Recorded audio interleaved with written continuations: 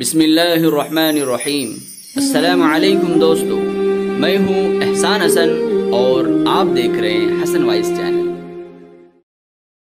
الحمد لله نحمده ونستعينه ونستغفره ونؤمن به ونتوكل عليه ونعوذ بالله من شرور أنفسنا ومن سيئات أعمالنا، من يهده الله فلا مضل له ومن يضلل فلا هادي له، ونشهد أن لا إله إلا الله وحده لا شريك له، ونشهد أن سيدنا ونبينا وإمامنا ومولانا محمدا عبده ورسوله، صلى الله تبارك وتعالى عليه وعلى آله وصحبه وبارك وسلم تسليما كثيرا كثيرا. أما بعد، فعن عمار بن ياسر رضي الله تعالى عنه أنه قال: ثلاث من جمعهن فقد جمع الإيمان كله: الإنصاف بنفسك، وبذل السلام للعالم، والإنفاق من الإقتار، أو كما قال عمار بن ياسر رضي الله تعالى عنه. اسٹیج پر تشریف فرما قابل صد احترام حضرات اکابر، علماء کرام اور میرے بہت ہی محترم بزرگوں، بھائیوں، نوجوان ساتھیوں، پردہ نشین ماؤں، بہنوں، عزیز بچوں، جامعہ عربیہ کاشف العلوم کے زیر اہتمام منعقدہ اس دینی دعوتی اور اصلاحی پروگرام میں شرکت و حصہ داری ہم سب کے لیے شرف و سعادت کا باعث ہے۔ اللہ تعالی قرآن مقدس کی نسبت پر اس مبارک مجلس میں ہماری اور آپ کی حاضری کو اپنی بارگاہ میں شرف قبول نصیب فرمائے، اور اس سنہرے موقع کی مناسبت سے جو قرآنی اور نبوی پیغامات ہمارے سامنے آئیں، باری تعالی ہم سب کو ان پر عمل کی دولت سے بھی بہرور فرمائے۔ اس موقع پر جہاں ہم سب کو اللہ رب العزت والجلال کا شکر گزار ہونا چاہیے، وہیں اس مدرسے کے ذمہ داران کا، اساتذہ، طلبہ اور معاونین و محبین کا بھی مشکور ہونا چاہیے کہ اسی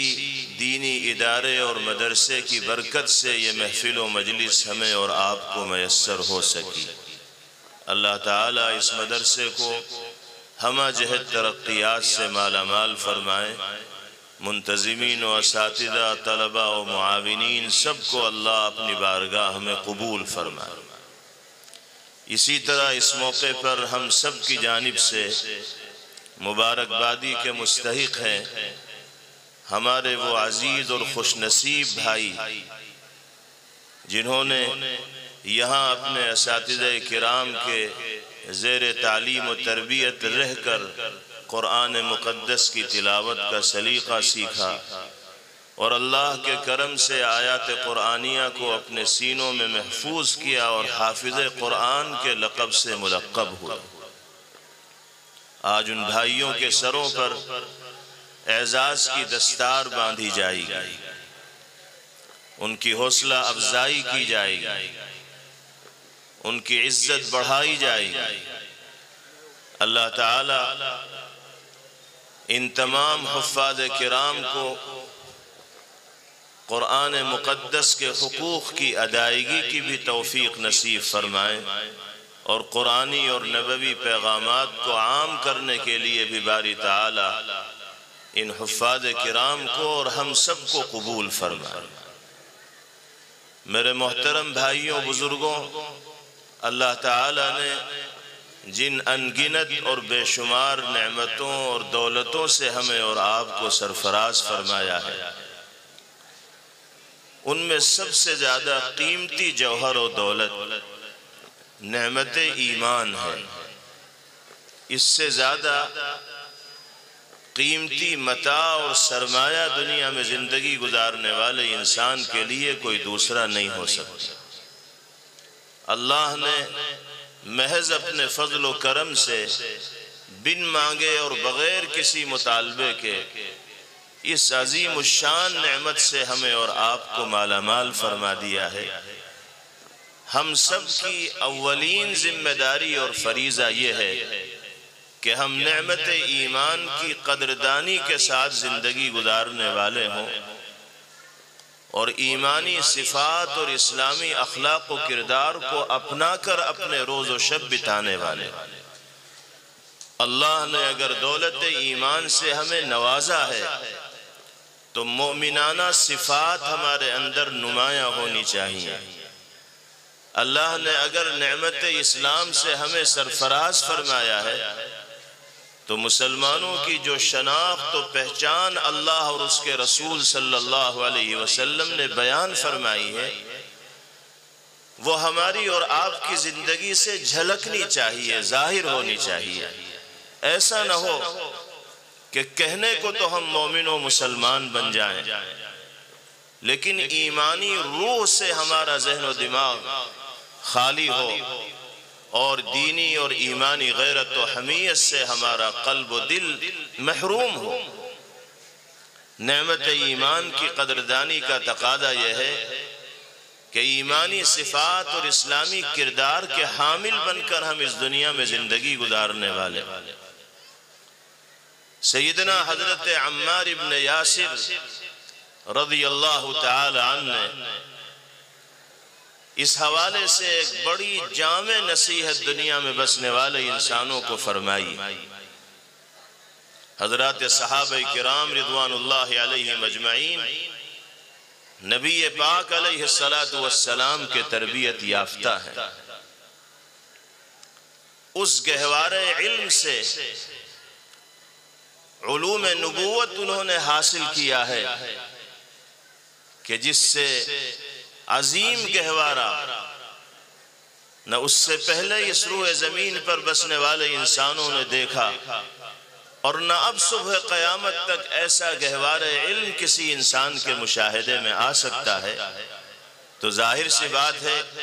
کہ صحابہ کرام رضوان اللہ تعالی علیہم اجمعین کی زبان مبارک سے ادا ہونے والے ناصحانہ جملے بھی اسی طرح کی معنویت کے حامل ہوا کرتے تھے اور جامعیت کی شان لیے ہوئے ہوتے تھے،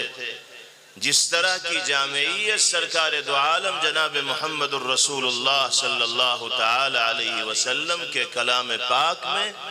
اور آپ کی گفتگو اور زبان میں پائی جاتی تھی۔ اس لیے کہ استاذ کی جھلک مخلص اور محبت کرنے والے شاگردوں اور تلامذہ کی زندگی میں نمایاں ہوتی ہے، ظاہر ہوتی ہے۔ دنیا دیکھتی ہے کہ جو سچا طالب علم ہوتا ہے، استاذ کا مطیع و فرما بردار ہوتا ہے، وہ استاذ کے نقوش کو اختیار کرتا ہے۔ چنانچہ جو نصیحت حضرت عمار ابن یاسر رضی اللہ عنہ نے ارشاد فرمائی، یقیناً وہ پیغمبر علیہ السلام کے علوم سے اور آپ کے مبارک کلام سے مستفاد ہے، ماخوذ ہے، لی گئی۔ فرمایا حضرت عمار رضی اللہ تعالی عنہ، ثلاث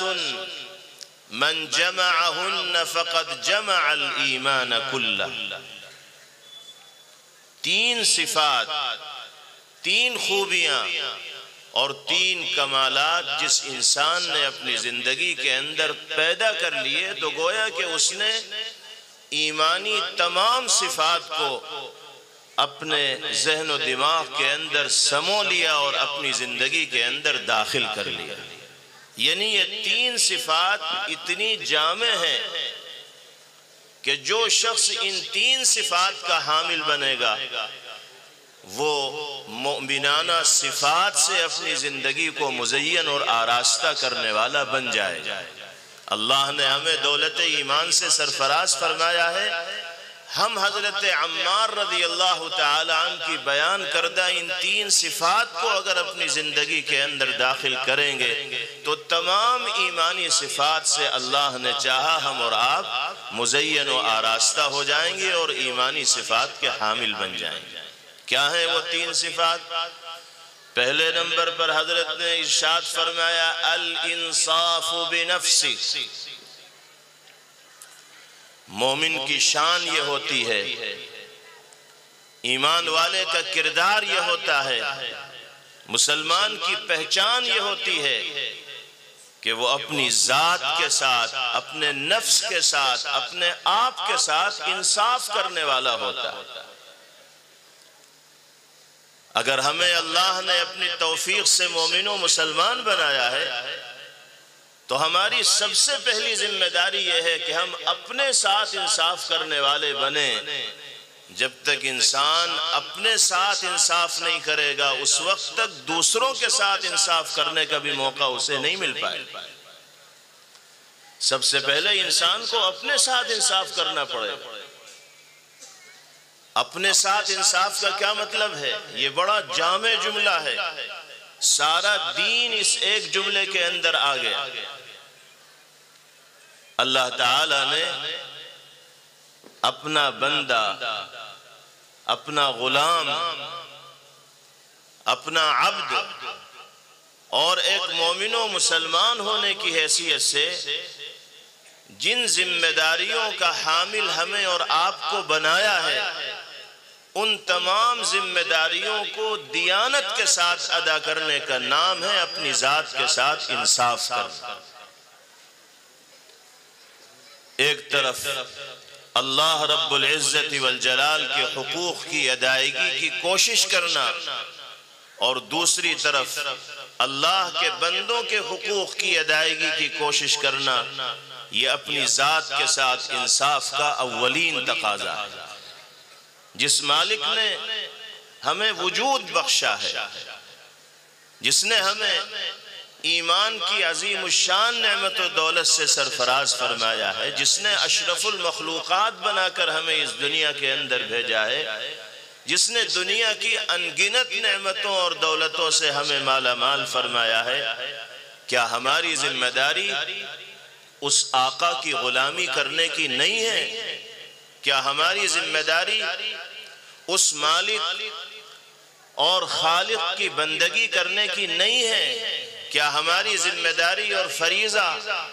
ان ہدایات و احکامات پر عمل کرنا نہیں ہے جو اللہ رب العزت والجلال کی جانب سے ہمیں اور آپ کو دیے گئے ہیں؟ اگر ہم احکامات الہیہ پر اللہ اور اس کے رسول صلی اللہ تعالی علیہ وسلم کے اوامر پر عمل کر رہے ہیں تو ہم اپنی ذات کے ساتھ انصاف کرنے والے ہیں۔ اور اگر نمازوں سے دور ہو کر، اللہ کی یاد سے دور ہو کر، قرآن پاک کی تلاوت سے دور ہو کر، زکوٰۃ کی ادائیگی سے دور ہو کر، دینی کاموں میں حصہ لینے کے حوالے سے غفلت کی زندگی بسر کرتے ہوئے ہم دنیا میں جئیں گے تو ہم اپنی ذمہ داریوں کو ادا کرنے والے اور اپنی ذات کے ساتھ انصاف کرنے والے قرار نہیں دیے جائیں گے۔ آپ کی اس بستی میں اللہ کے کرم سے یہ مدرسہ قائم ہے، دیگر مدارس بھی یہاں ہوں گے،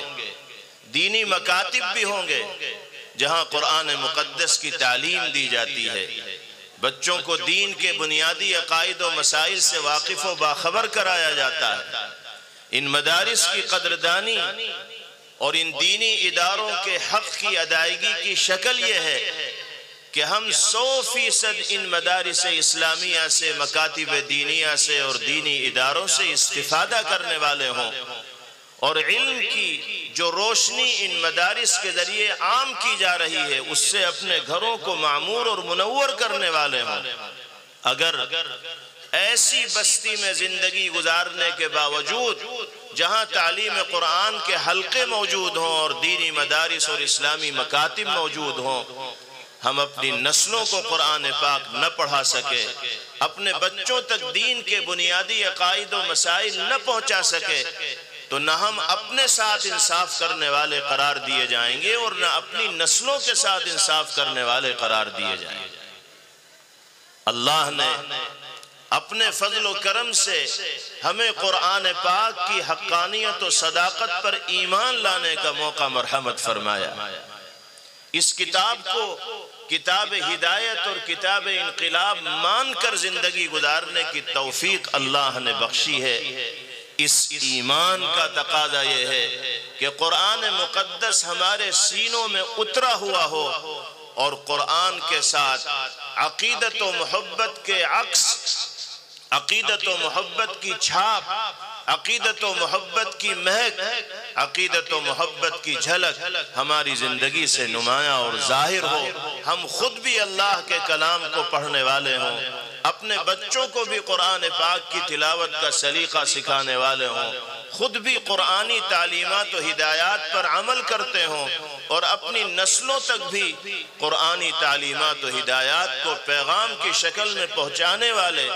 اور ان کو قرآنی اور نبوی تقاضوں پر عمل کرنے کا سلیقہ سکھانے والے ہوں۔ یہ اپنی ذات کے ساتھ بھی انصاف کا تقاضا ہے اور اپنے بچوں اور گھر والوں کے ساتھ بھی انصاف کا تقاضا ہے، اپنی آنے والی نسلوں کے ساتھ بھی انصاف کا تقاضا ہے۔ سب سے پہلی ذمہ داری اگر ہم تمام ایمانی صفات کے حامل بننا چاہتے ہیں یہ ہے کہ ہم اپنی ذات کے ساتھ انصاف کرنے والے ہوں، یعنی اللہ کے حقوق کی ادائیگی کا بھی اہتمام کرتے ہوں اور اللہ کے بندوں کے حقوق کی ادائیگی کا بھی اہتمام کرتے ہوں۔ کتنے افسوس کی بات کہ ہمارے بھائیوں اور بہنوں میں کتنی بڑی تعداد آج بھی ایسی پائی جاتی ہے کہ جو قرآن پاک کی ایک آیت صحیح طور پر پڑھنے کا سلیقہ نہیں جانتے۔ آپ جائزہ لیں گے تو شاید ہی کوئی بستی، کوئی گاؤں، کوئی محلہ، کوئی علاقہ ایسا مل جائے جہاں اکثریت مسلمانوں کی صحیح طور پر قرآن پاک پڑھنا جانتی ہو۔ اکثریت ایسی ملے گی جو قرآن پاک کی تلاوت کا صحیح طور پر سلیقہ جانتے ہی نہیں۔ ایک تعداد تو ان لوگوں کی ہے جو سرے سے قرآن پاک کی کوئی آیت پڑھ ہی نہیں سکتے اور ایک بڑی تعداد ان لوگوں کی ہے جو پڑھنا کچھ جانتے تو ہیں لیکن جس طرح پڑھنا چاہیے ویسے نہیں پڑھ پاتے، اس لیے کہ دلچسپی کے ساتھ پڑھا نہیں گیا، توجہ نہیں دی گئی۔ کیا یہ ہمارے اور آپ کے لیے لمحہ فکریہ نہیں ہے؟ اس بستی میں جہاں کئی مدارس موجود ہیں اور جگہ جگہ مکاتب قرآنیہ قائم ہیں، اگر یہاں رہنے والے اہل ایمان بھی قرآن پاک صحیح طور پر پڑھنا نہیں سیکھیں گے اور اپنی نسلوں کو اور بچوں کو قرآن پاک کی تلاوت کا سلیقہ نہیں سکھائیں گے تو قرآن پاک سے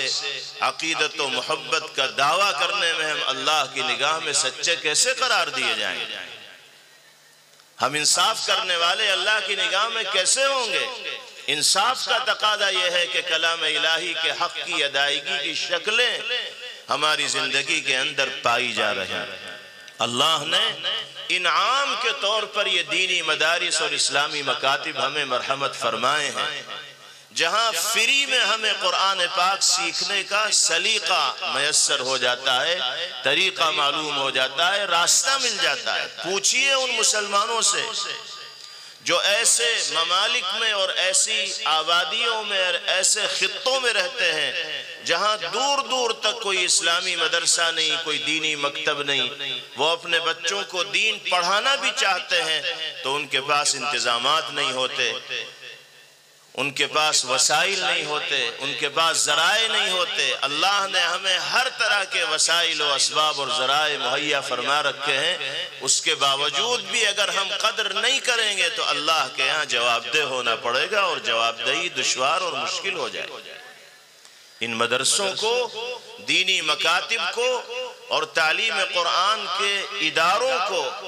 ہمیں اپنی جان سے زیادہ عزیز اور پیارا تصور کرنا چاہیے۔ ان کو مضبوط سے مضبوط تر بنانے کی فکر و کوشش کرنی چاہیے،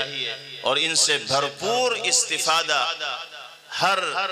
مسلمان مرد و عورت کو کرنا چاہیے۔ خود بھی دین سیکھیں اور اپنی نسلوں تک بھی دین کا پیغام پہنچائیں، خاص طور پر موجودہ زمانے میں جبکہ ہر چہار جانب سے اہل ایمان کے ایمان کو دشمنان اسلام کی جانب سے ٹارگٹ کیا جا رہا ہے، نشانہ بنایا جا رہا ہے۔ مسلمانوں کو دینی اور ایمانی غیرت و حمیت سے منصوبہ بند طریقے سے محروم کرنے کی سازش رچی جا رہی ہے۔ ایسے نازک اور مخالف ماحول میں بھی اگر ہم نے دین کو اور ایمان کو مضبوطی سے تھامے نہ رکھا تو ہم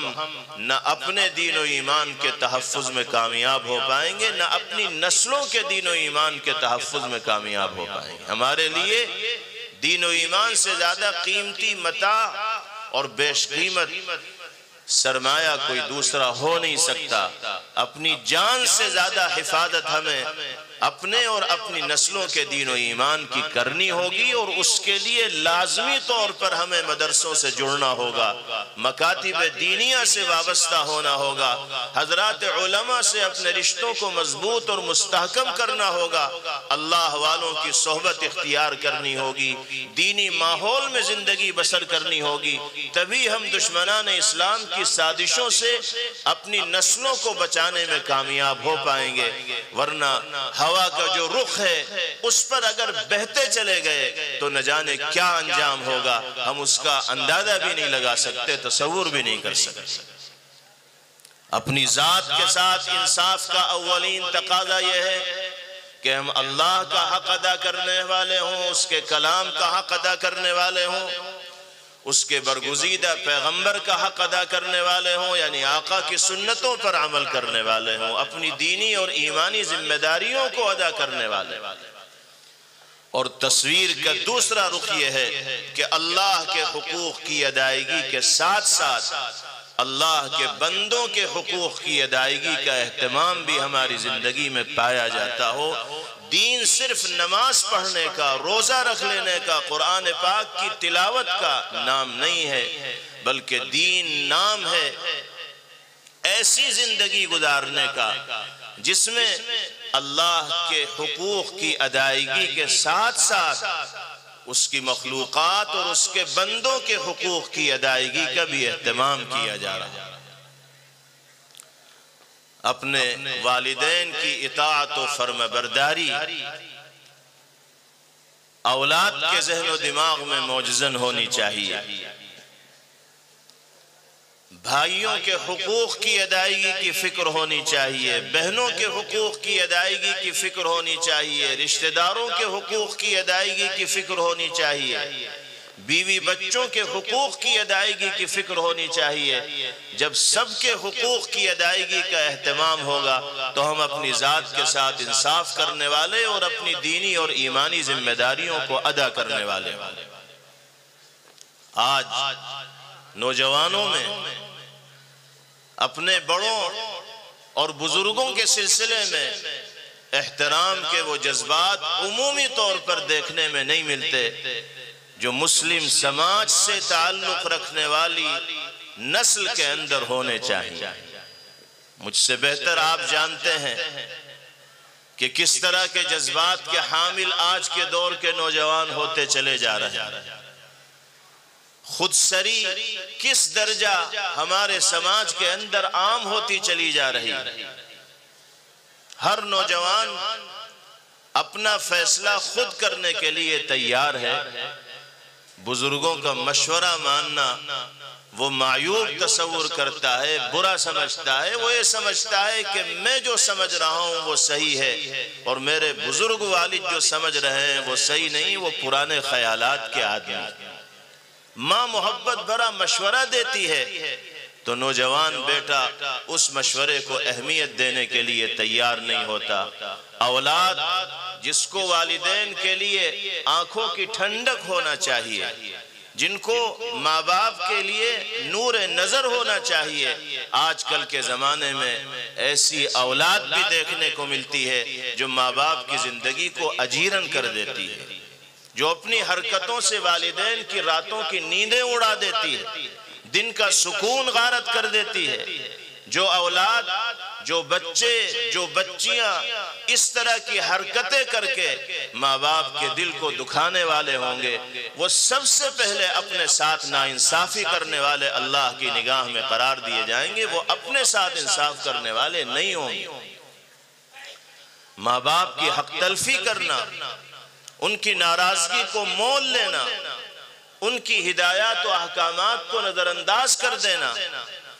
یہ اللہ کی ناراضگی، اللہ کی ناگواری کو مول لینے کے مرادف ہے۔ پیغمبر علیہ السلام نے ارشاد فرمایا، رضا الرب فی رضا الوالد وسخط الرب فی سخط الوالد۔ ماں باپ کی رضامندی میں اللہ کی رضامندی چھپی ہوئی ہے اور ماں باپ کی ناراضگی میں اللہ کی ناراضگی پوشیدہ ہے۔ اللہ کو خوش کرنا چاہتے ہو تو ماں باپ کو خوش کرنے کی راہ سے اللہ کی رضا ملے گی۔ ماں باپ کو ناراض کر کے تم چاہے جتنی نمازیں پڑھ لو، روزے رکھ لو، تلاوت کر لو، اللہ کی رضا اور خوشنودی کے حصول میں کامیاب نہیں ہو پاؤ۔ میرے نوجوان بھائیوں، اللہ نے والدین کی شکل میں اگر عظیم نعمت آپ کو میسر فرما رکھی ہے تو ان کی خدمت کو اپنے لیے سعادت تصور کرو، ان کی اطاعت و فرمانبرداری میں زندگی گزارو۔ اللہ دنیا میں بھی آپ کو عزت و سربلندی سے نوازیں گے اور آخرت میں بھی باری تعالی آپ کو اپنا تقرب خاص عطا فرمائیں گے۔ دونوں جہاں کی عافیت آپ کا مقدر بنے۔ اپنی ذات کے ساتھ انصاف کا یہ تقاضا ہے کہ والدین کا حق ادا کیا جائے، بچوں کے ساتھ شفقت کا معاملہ کیا جائے، بچوں کی دینی تعلیم و تربیت کی فکر کی جائے، ان کو اسلامی ماحول میں پروان چڑھنے کا موقع دیا جائے۔ بچے جو امانت کے طور پر اللہ کی جانب سے عطا کیے گئے ہیں، ان کے حقوق کی ادائیگی کی فکر کی جائے۔ اگر ہم نے اپنے بچوں کو قرآن پاک نہ پڑھایا، دین نہ سکھایا، بنیادی عقائد و مسائل سے ان کو واقف و باخبر نہ کیا تو اللہ کی بارگاہ میں جواب دہی ہمارے لیے دشوار اور مشکل ہو جائے۔ اپنی ذات کے ساتھ انصاف کا یہ تقاضا ہے کہ ہم بچوں کے حقوق کو ادا کرنے والے، ان کے ساتھ شفقت کا معاملہ کرنے والے اور ان کی تعلیم و تربیت کا معقول بندوبست اور نظم کرنے والے۔ اپنے ذات انصاف کا تقاضا یہ بھی ہے کہ اگر ہم شوہر کی حیثیت سے زندگی گزار رہے ہیں تو بیوی کے ساتھ حسن سلوک کرنے والے ہوں۔ بیوی کی حیثیت سے اگر ہماری بہنیں زندگی گزار رہی ہیں تو وہ شوہر کے ساتھ اچھا سلوک و برتاؤ کرنے والی ہوں۔ جب شوہر و بیوی دونوں جانب سے اپنی ذمہ داریوں کو صحیح طور پر ادا کیا جائے گا تو زندگی ایسی خوشگوار بنے گی کہ دنیا ہی میں اللہ اس جوڑے کو جنت کا مزہ لینے کا موقع میسر فرما دے۔ اور اگر جانبین میں سے کسی بھی طرف سے حقوق کی ادائیگی میں کوتاہی ہوگی تو پھر زندگی کے اندر خوشگواریوں کے بجائے تلخیاں پیدا ہوتی چلی جائیں گی، کڑواہٹ آتی چلی جائے گی، اطمینان و سکون اور چین کی زندگی بسر ہونے کے بجائے اضطراب و بے چینی کا شکار انسان ہوتا چلا جائے گا۔ اپنی ذات کے ساتھ انصاف کا تقاضا یہ ہے کہ بیوی کے ساتھ اچھا برتاؤ کیا جائے، بیوی شوہر کی اطاعت کرے، جائز کاموں میں اس کی فرما برداری کرے، دونوں ایک دوسرے کو اپنا رفیق حیات اور شریک زندگی تصور کریں۔ بیوی شوہر کو وہ مقام دینے والی ہو جس کا وہ مستحق ہے، اور شوہر بیوی کو وہ مقام دینے والا ہو جس کی وہ مستحق ہے۔ جانبین میں سے کسی بھی جانب سے دوسرے کی اگر حق تلفی ہوگی تو اپنی ذات کے ساتھ ناانصافی ہوگی، اور اللہ کی بارگاہ میں انسان کے جواب دہی کے طور پر پیش ہونا پڑے۔ اللہ نے اگر ہمیں بھائی بنایا ہے، گھر کا بڑا بنایا ہے، تو ہمیں بہنوں کے حقوق کی ادائیگی کی فکر کرنی ہے۔ یہ اپنی ذات کے ساتھ انصاف کا تقاضا ہے۔ بہنوں کے ساتھ محبت کا معاملہ کرنا ہے۔ اگر بہنوں کے حقوق ہمارے ذمہ عائد ہیں تو پہلی فرصت میں ان کی ادائیگی کی فکر کرنی۔ عام طور پر یہ خرابی بھی سماج و معاشرے میں دیکھنے کو ملتی ہے کہ ماں باپ میں سے کوئی ایک دنیا سے رخصت ہو جاتا ہے، خاصا مال چھوڑ کر والدین جاتے ہیں، بھائی سارے مال پر قابض ہو جاتے ہیں، اور بہنوں کو ایک پائی دینے کو تیار نہیں ہوتے۔ حالانکہ شرعی اعتبار سے باپ جو مال چھوڑ کر گیا ہے، مکان کی شکل میں ہو، کاروبار کی شکل میں ہو، زمین و جائیداد کی شکل میں ہو، اس سارے متروکہ مال میں جس طرح لڑکوں کا حصہ ہے اسی طرح لڑکیوں کا بھی حصہ ہے۔ کسی کو یہ حق نہیں پہنچتا کہ شریعت کی جانب سے جس وارث کا حصہ مقرر کر دیا گیا ہے اس کو حصے سے محروم کر دیا جائے۔ لیکن آج کل یہ خرابی بھی معاشرے کے اندر عام ہے کہ بہنوں کو وراثت سے محروم کر دیا جاتا ہے، اور طرح طرح کے ہیلے تراشے جاتے ہیں، بہانے پیش کیے جاتے ہیں کہ ابا نے بہن کی شادی کے موقع پر اتنے لاکھ روپے خرچ کر دیے تھے، اور جہیز کے نام پر یہ دے دیا تھا، اب بہن کا کوئی حصہ ابا کی جائیداد میں نہیں رہا۔ یہ خامخواہ کا مفروضہ ہے زندگی میں۔ ابا نے بیٹی کو چاہے جتنا دے دیا ہو، اگر باپ نے اپنی ساری جائیداد کو زندگی میں اولاد کے درمیان برابر برابر تقسیم نہیں کیا ہے، بلکہ ویسے ہی کسی کو اپنی زندگی میں دے دیا، تو باپ کے دنیا سے جانے کے بعد جتنا مال باپ چھوڑ کر جائے گا اس میں آٹومیٹک شرعی اعتبار سے وراثت کی حصہ داری متعین ہو جائے گی۔ للرجال نصیب مما ترک الوالدان والاقربون وللنساء نصیب مما ترک الوالدان والاقربون مما قل منه او کثر نصیبا مفروضا۔ اللہ تعالیٰ ارشاد فرماتے ہیں کہ والدین اور رشتہ دار جو مال چھوڑ کر جاتے ہیں اس میں مردوں کا بھی حصہ ہوتا ہے، عورتوں کا بھی حصہ ہوتا ہے۔ تھوڑا چھوڑ کر جائیں یا زیادہ چھوڑ کر جائیں اس سے کوئی بحث نہیں۔ اگر کوئی بھائی بہن کے مال کو ہڑپ کر جائے گا، غصب کر جائے گا، دبا لے گا، اور شرعی اعتبار سے جو حق بہن کا بنتا ہے وہ اسے نہیں دے گا، تو اللہ کی نگاہ میں وہ ظالمانہ طور پر یتیم کا مال کھانے والا قرار دیا جائے گا۔ اور جو ظلماً یتیم کا مال کھانے والا ہے، اللہ نے قرآن پاک میں فرمایا کہ وہ اپنے پیٹ میں آگ کے انگارے داخل کر رہا ہے، اور ایک دن وہ آئے گا کہ انہی انگاروں کا اور آگ کا اس کو ایندھن بننا پڑے۔ دنیا میں ہمیں اس کا احساس نہیں ہوتا، اور ہم تھوڑا بہت مال لے کر یہ سوچتے ہیں کہ ہم بڑی ٹھاٹ کی زندگی گزار رہے ہیں۔ کتنے دن کی یہ زندگی ہے؟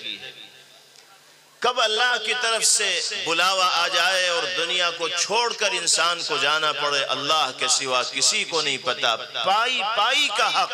جو ہمارے ذمے کسی کا عائد ہو رہا ہے، پہلی فرصت میں اسے ادا کرنے کی فکر و کوشش کرنی چاہیے، ورنہ ہم کسی اور پر ظلم و زیادتی کرنے والے بعد میں بنیں گے، اپنی ذات کے ساتھ ناانصافی کرنے والے پہلے بنیں گے۔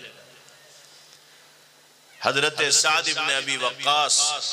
رضی اللہ تعالی عنہ جلیل القدر صحابی ہیں۔ حجۃ الوداع کے موقع پر وہ بیمار تھے، نبی کریم علیہ السلام ان کی مزاج پرسی کے لیے تشریف لے گئے۔ حضرت سعد رضی اللہ تعالی عنہ نے موقع غنیمت جان کر پیغمبر علیہ السلام سے ایک مسئلہ معلوم کیا اور اپنے دل کے جذبات پیش کیے۔ عرض کیا کہ یا رسول اللہ میں بیمار ہوں، اور پتہ نہیں اس بیماری سے چھٹکارا مل پائے یا نہ مل پائے اللہ کے سوا کوئی نہیں جانتا۔ اللہ نے مجھے بہت مال دیا ہے، زمین دی ہے، باغات دیے ہیں، جائیداد دی۔ میں چاہتا ہوں کہ جتنا بھی مال میری ملکیت میں ہے اس کا 2/3 اللہ کی راہ میں وقف کر دوں، بس 1/3 باقی رہ جائے، 2/3 اللہ کے نام پہ وقف کر دوں، دین کے کاموں میں اس کا استعمال ہو۔ پیغمبر علیہ السلام نے فرمایا کہ 2/3 تو بہت زیادہ ہے۔ کہنے لگے کہ یا رسول اللہ اگر 2/3 زیادہ ہے فالشطر، تو آدھا مال اللہ کی راہ میں وقف کر دوں گا۔ پیغمبر علیہ السلام نے فرمایا کہ آدھا بھی زیادہ ہے۔ کہنے لگے کہ یا رسول اللہ اگر آدھا بھی آپ کو زیادہ لگ رہا ہے تو جتنا مال اللہ نے مجھے دیا ہے، زمین و جائیداد دی، اس میں سے 1/3 اللہ کی راہ میں وقف کر دیتا ہوں۔ پیغمبر علیہ السلام نے فرمایا کہ 1/3 بھی زیادہ ہے، لیکن اگر آپ وقف کرنا ہی چاہتے ہیں تو ٹھیک ہے 1/3 وقف کر دیجئے۔ اس کے بعد پیغمبر علیہ السلام نے نصیحت فرمائی اور ارشاد فرمایا انک ان تذر ورثتک اغنیاء خیر لک من ان تذرهم عالة يتكففون الناس او كما قال علیہ السلام۔ فرمایا سعد، تم اپنے بعد اپنے وارثوں کو، اپنی بیوی کو، اپنے بچوں کو، اپنی اولاد نرینہ کو، اپنی بیٹیوں کو مالدار چھوڑ کر جاؤ، یہ بہتر ہے اس بات سے کہ تمہارے بعد تمہارے بچے محتاج ہوں، ضرورت مند ہوں اور لوگوں کے سامنے دست سوال دراز کریں۔ یعنی آپ نے یہ سکھایا حضرت سعد رضی اللہ تعالیٰ عنہ کو یہ نصیحت فرما کر کہ باپ کو اپنی اولاد کے سلسلے میں فکر مند ہونا چاہیے اور دینی جذبے کے تحت ساری کی ساری ملکیت کو اور سارے کے سارے مال کو یا مال کے بڑے حصے کو اللہ کے نام پر زندگی ہی میں وقف نہ کر دینا چاہیے، بلکہ اپنے ورثہ کے لیے اور اولاد کے لیے بھی چھوڑنا چاہیے۔ اور پھر فرمایا کہ جو مال تم اپنی بیوی اور بچوں پر خرچ کرو گے وہ اللہ کی نگاہ میں بہترین صدقے کا ثواب رکھنے والا خرچہ ہوگا، یہاں تک کہ جو لقمہ تم اپنی بیوی کے منہ میں ڈالو گے اللہ اس لقمہ ڈالنے پر بھی صدقے کے برابر تمہیں اجر و ثواب عطا فرمائے۔ اس نصیحت کے ذریعے پیغمبر علیہ السلام نے قیامت تک آنے والے انسانوں کو یہ سلیقہ سکھایا ہے کہ ہمیں اپنی ذمہ داریوں کو کس طرح انجام دینا ہے اور اپنے بعد باقی رہنے والے بچوں کی کس انداز میں فکر کرنی ہے۔ تو شرعی اعتبار سے جس وارث کا جو حصہ مقرر کر دیا گیا ہے وہ حصہ اس تک پہنچنا چاہیے۔ اگر بھائیوں کی طرف سے بہنوں کو ان کا واجب حصہ نہیں دیا جا رہا ہے تو بھائی شرعی اعتبار سے ظلم و زیادتی کرنے والے قرار دیے جائیں گے اور وہ اپنی ذات کے ساتھ ناانصافی کرنے والے۔ حضرت عمار رضی اللہ تعالی عنہ کی پہلی نصیحت یہی ہے کہ اگر تمام ایمانی صفات کو اپنی زندگی کے اندر جمع کرنا چاہتے ہو تو سب سے پہلی صفت یہ ہے کہ اپنے ساتھ انصاف کرنے والے بنو، اپنی ذات کے ساتھ انصاف کرنے والے بنو، یعنی دیانت و امانت کی زندگی گزارو، بددیانت و خائن اور بے ایمان ہو کر دنیا میں زندگی مت گزارو، ورنہ تم دوسروں پر ظلم و زیادتی کرنے والے بعد میں کہلاؤ گے، اپنے ساتھ ناانصافی کرنے والے شرعی اعتبار سے پہلے کہلاؤ۔ دوسری چیز حضرت عمار رضی اللہ تعالی عنہ نے بیان فرمائی وَبَذْلُ السَّلَامِ لِلْعَالَمِ، اگر ایمانی صفات کے حامل بن کر دنیا میں جینا چاہتے ہو تو دنیا میں بسنے والے اہل ایمان کے درمیان سلام کو رواج دینے والے بنو، سلام کو عام کرنے والے بنو، سلامتی کا پیغام دینے والے بنو، اللہ کی مخلوق کے درمیان محبت و مودت کے جذبات کا مظاہرہ کرنے والے اور باہمی الفت و مودت کے ماحول کو پروان چڑھانے کی فکر و کوشش کرنے والے بنے۔ بذل السلام للعالم کا ایک مطلب یہ ہے کہ جو لوگ السلام علیکم ورحمت اللہ وبرکاتہ کے مخاطب بن سکتے ہیں، یعنی جو مومن و مسلمان ہیں وہی مخاطب بنیں گے،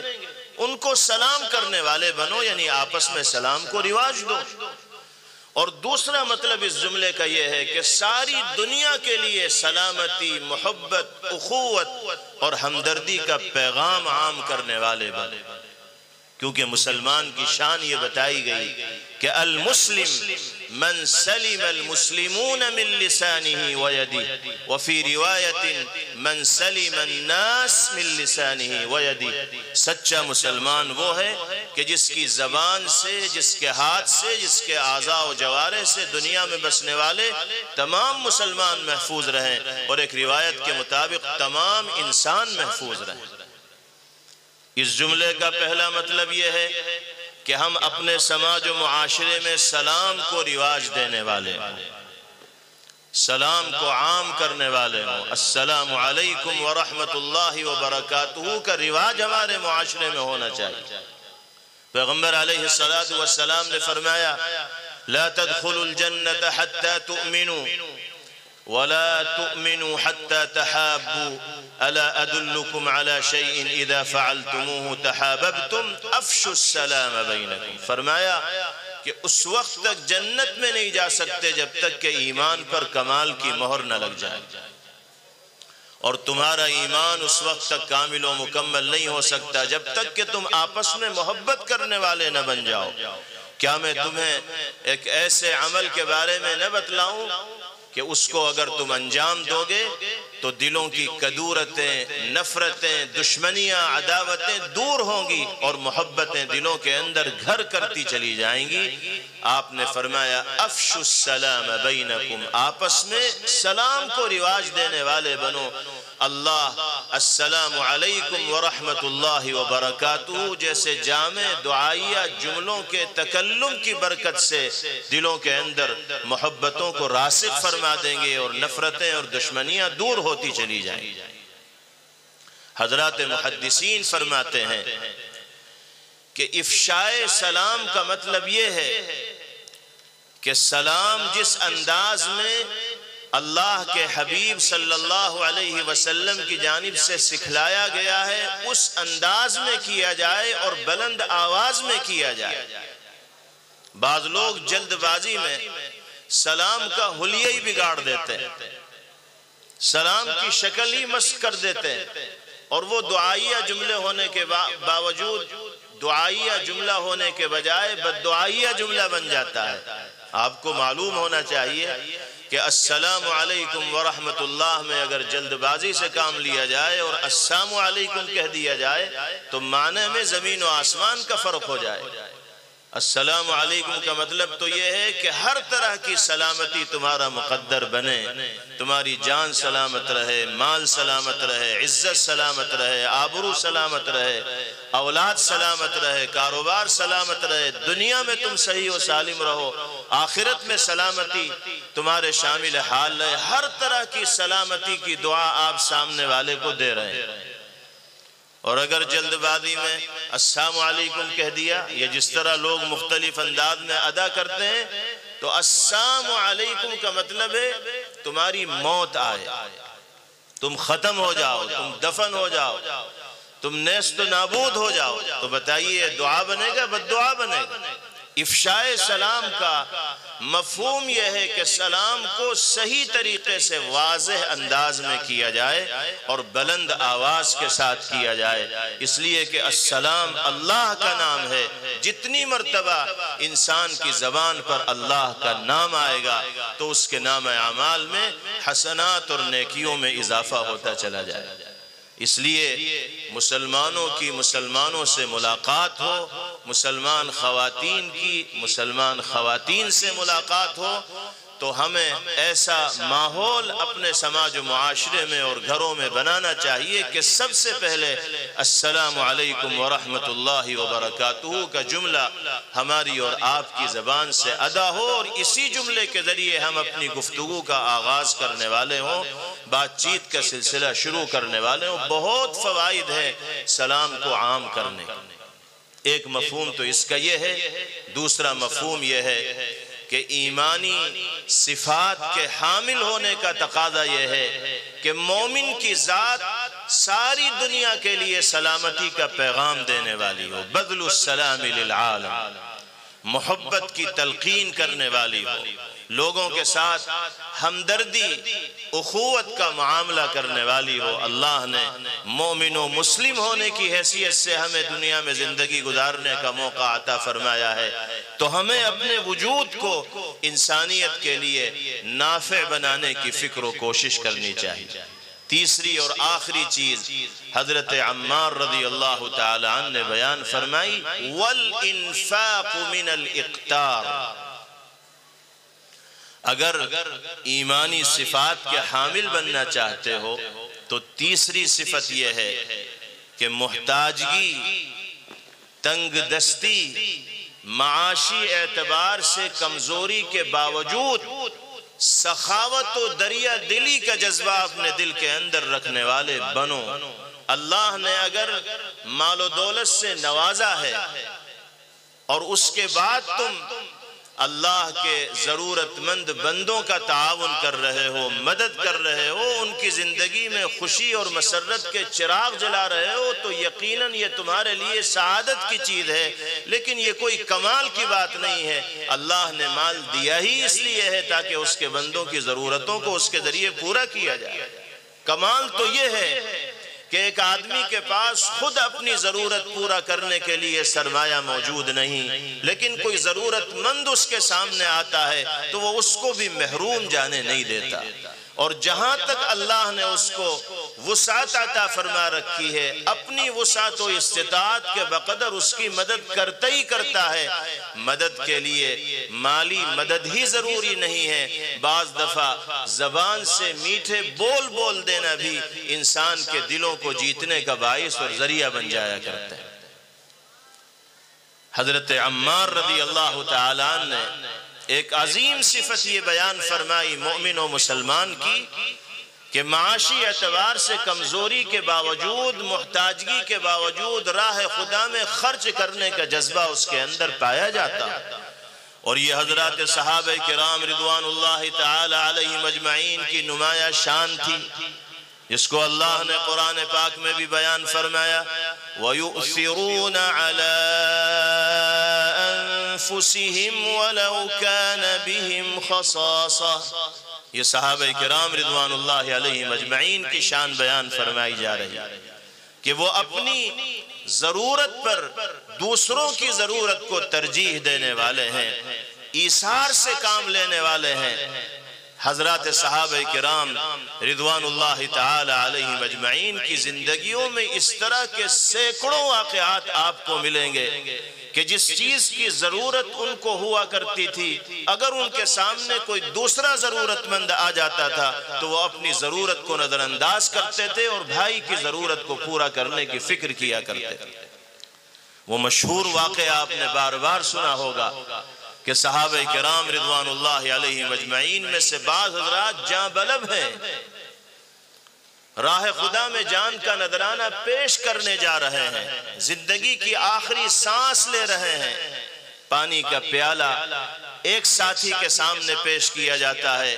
اگرچہ اس کو پیاس لگ رہی ہے لیکن وہ ایثار کا مظاہرہ کرتے ہوئے پیش کرنے والے ساتھی سے کہتا ہے کہ مجھے اپنے سے زیادہ ضرورت مند میرا سامنے والا بھائی لگ رہا ہے، تم اس کو پیش کرو۔